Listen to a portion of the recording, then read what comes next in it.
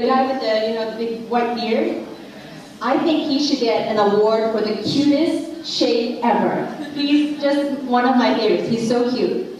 But when he was talking about his story, he kind of reminded me of myself a little bit when I was researching about Islam. I'll tell you a little bit about myself after this. I was just thinking, he kind of did almost the same thing I did. I went to the Bible. I was raised by, I was in a strong Christian family. Why? My father is actually a Protestant clergyman. If you don't know what a clergyman is, he's kind of like a sheikh, but for Christians. Yeah? So I was brought up by a missionary father. He was a clergyman. We were very strong Christians, but the thing is that my father was very open-minded. He never, put down the other religions. He always told me, when I go for interfaith talks, everyone gets along, it's fine. Everyone prays in their own way, it's fine. So my mind was always open. Yeah, and then I got into a very good college. It's called Boston College. It's run by Jesuit monks. So in those movies, you get those monks in brown robes. I had those on my campus. They were gardening and teaching and all this. So, but the thing is that they were very neutral. They actually one of the monks actually was the one that told me that the Bible was put together. So I knew that since I was a teenager. Yeah, so when I became a bit older, I was very interested, of course, in my religion. I had always found anchoring there. So when I was looking into Islam, at first I was looking into the Bible. And I did exactly what Yusuf Estes did. I said, I can't look at translations, because English could be wrong. Because every language has a set number of words. Some words you can't translate. Like my other language is Thai. There's some Thai words I can't translate in English. So I thought, okay, that has to be the same with whatever the Bible was in. So I set out to learn Latin, Greek, Arabic. I wanted to learn all of these so I could know the truth. Of course, it didn't happen. It would take too long. But I was given a book that, actually did the work for me. It was, line by line, how it goes. Kind of like what he did. Okay, I just wanted to make that point. And to continue with that point, what I'm trying to get at is everyone comes to Islam in a different way. Yeah, not everyone, has a friend to talk to. Not everyone is living in Malaysia where there's lots of Muslims, all around. But sometimes, we hear these stories of people learning about Islam or wanting to become a Muslim just by hearing the adhan. Yeah, we heard the call for prayer earlier. The non-Muslims, it was very beautiful, right? I feel that is very beautiful. And some people, that's enough for them. Yeah? And then other people, they come to Islam because they travel. Yeah, they go to Turkey or they go to some country where there's a lot of Muslims and they're treated well. So they come to Islam through travel. Other people, they go on YouTube. Everyone's watching YouTube nowadays. So it's not the same way for everyone. For me, it was through books. Yeah, for me it was through books. I did get introduced to Islam a little bit in college. I learned, what's that word for when you're learning about comparative religions? I'm not American, so I'm a little bit like this, yeah? You can deal with me, yeah? So I did a comparative religions course, and it was great. I learned about all the different religions. So when I started to learn about Islam here, I went back to the books. Number 1 was comparative religions. Number 2 was a short history in Christian history. Yeah. Number 3 was an explanation of different books that didn't make it into the Bible, and then I stopped. Why? Because I was at a point in my life where I wanted truth. The same as Yusuf Estes said. Yeah, we come to a point in our lives that we want truth. So I was looking for truth. I was looking for translations. I didn't find it. I was looking in history now. History, I found that Christian history, I'm going to talk from my point of view, yeah, because I was a Christian. I found that it was so bloody. It was so bloody. Why, if you want to come to a religion and you think that it's the truth, why do you have to kill people? Why do you have to have all these wars, and why do you have to have all these battles? So I didn't like that, so I put the history book away. Number 2, I started thinking, okay, now I have to look into the translations, I have to look into other things. So I was going back year by year, I was looking for the pure church. I wanted that one pure church that, the early Christians, whatever they did, I wanted to do that. Because I knew that if I could get that pure church, then it's not corrupted. It's not something that man has put together. That's what I thought at that time. I didn't find it. But I did think, well, Jesus, he wasn't a Christian. He was a Jew. Okay, fine. Some of the prophets, they were Jewish. Some of the prophets, they weren't Jewish. So what were they? They were something, right? So I set out to figure out what that was. And when a friend suggested that I go to a class on Islam, I found out that Islam and Christianity have the same roots. Yeah, when I found out that they have the same roots, wow, I was amazed because every single thing that I believed in, the Muslims have too, but they have more details. How come they have more details? Like the story of Adam, in the Christian Bible, it's basically God made Adam. But in the Quran, there's, God made Adam out of all these different colors of clay and then breathed, the spirit into his body and all these details that just came to life, So this is, I have 15 minutes only. That's why I'm talking like super fast. So that's part of the journey. Yeah, so this is the learning part. That's how I got interested in Islam. But that's not really the problem-solving part. Everyone in their life, they come to a point where they want something. Okay? As mentioned before, I was a model.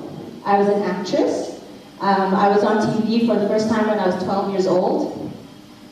Yeah, so I got very good at what I did. I did in a few countries. I did in this country for about 5 years.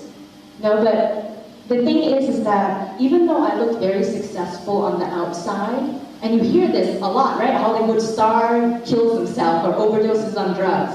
There's something about being so outwardly, seemingly successful that actually puts emptiness inside you. And I'll tell you why. For a woman at least. When you're a model or an actress, you are looked at from head to toe.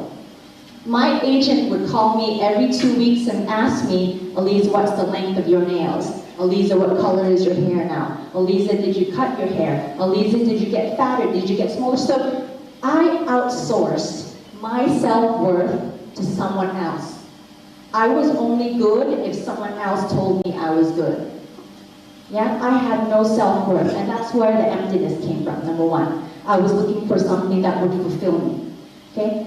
Number two, I don't know about you, but most people I know are living with a lot of pain. Pain. You don't have to tell me, you think about yourself. You've been wronged. You feel that you have some kind of injustice.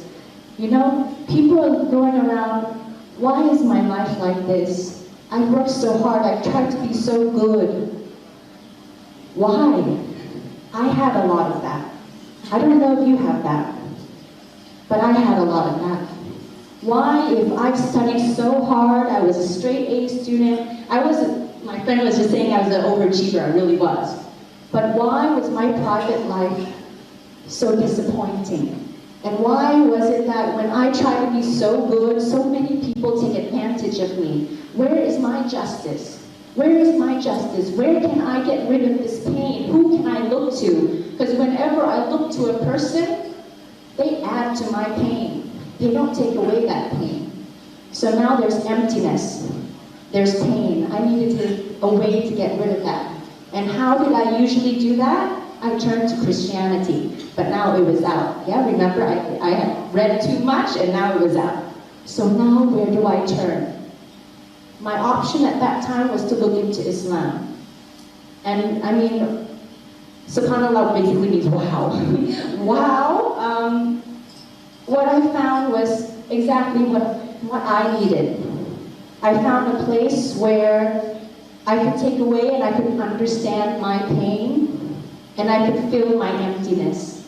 That emptiness, a lot of it, was knowing that if I accepted Islam, I become a part of this beautiful, big family who calls each other sister and brother around the world, no matter what race you are, no matter what age you are, no matter where you're from. And as a Muslim woman, you're clearly identifiable.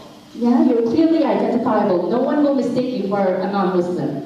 So people will actually come and say Salaam Alaikum to you, even if you don't know who they are. So you're part of this family. You have support. Yeah? That's part of filling the emptiness. Number two, the pain. Now this one is a little bit abstract, but if you can believe that there is a God, and that God made you, and if you can follow that thinking, that God also knows every single thing about you, every single thing about your life at every single moment. So there's at least one person that knows exactly what I'm going through, what you're going through, what pain, what injustice, whatever that you feel like you're struggling in your life, God knows. Allah knows about it. Allah knows. And that gave me comfort. It really did that. At least one person know, and the amazing thing is that one person that knows everything also has a solution for me. They also have a solution for me because there's such a thing as predestination in Islam. Everything that is supposed to be is written. You know that saying? I always think about this saying. You know, everything will turn out for the best. You know, everyone says that. Everything will turn out for the best. Why? It's actually a very Islamic kind of, statement. Because we know that whatever we go through, whatever problems we have, whatever struggles we go through, it makes us stronger, and eventually it will resolve itself. It always turns out that way. So there's always a solution somewhere.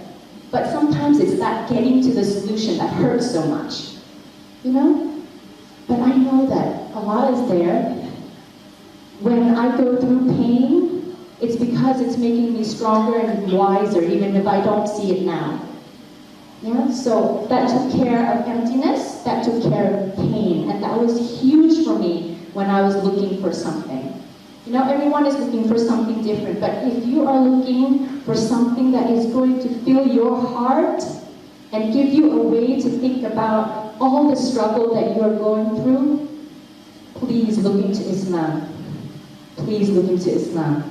It's something that will warm your heart. And just look around at all your Muslim friends here that brought you here. They can be some of the most wonderful people, and they're willing to share with you everything that you want to know. So please ask lots of questions. I ask so many questions. You know, I'm very critical. So ask lots of questions. It's okay. And if someone can't answer, don't blame them. You know, because we're human. Yeah, not every Muslim is the same. Yeah? So the last point I wanted to make, and this was one of the mistakes that I made when I was considering Islam. And this is, I think I'm almost out of time, so I'm very much a perfectionist. Very much, I want to be perfect. That's one of the reasons why I wanted Islam, because I wanted to be perfect. I don't want to know what to do, exactly what I have to do, to be good, exactly what I have to do to get to heaven. Okay, so one of the mistakes that I made as an almost Muslim at that time was to think that I have to know everything. No, you don't have to know everything. You don't need to know how to pray yet. You don't need to know how to do this yet. You know, you don't need to know how to, speak any Arabic yet. Not at all. It's like what Brother Firdaus says. You just have to know in your heart that Allah is there. He's the one. He can give you guidance. He can give you strength. He's the one. That's the one thing that you need. So you don't need to know everything yet. Don't put the burden on yourself. Yeah? Know that everything is a journey. Everything takes some transition. Just like what Brother Firdaus said. You can't be an angel overnight. No. Everything takes some time. And I hope that the more Muslims in this room will also understand that sometimes when you become a new Muslim, you want to give so much advice. You want to give so much advice because you're so well-meaning that sometimes it's hard. Some people it's hard, harder than others, yeah? But don't worry, if you have this concept of Islam in your mind and you think that it's something that is worth looking into, please do. Please do. I'm going to go on my side, but especially if you're a woman. Believe me, I gave up modeling, I gave up my TV hosting, I gave up my being an actress to put this on. Why? Maybe I should put that in the next talk, but one part of it is because it frees you. Literally, it frees you. I no longer outsource my feelings to anyone else. My feelings are my feelings. It does not matter anymore whether someone thinks that I'm beautiful or not, and that doesn't have to be my self-confidence anymore. My self-confidence is my own. My brain is my own, my heart is my own. I don't have to outsource it anymore. And by the way, you don't have to do your hair anymore too, so that's pretty good. Okay, so I only have 15 minutes. I hope that you got some benefit from that. My name is Eliza Kim. I hope to see you again. Assalamu alaikum.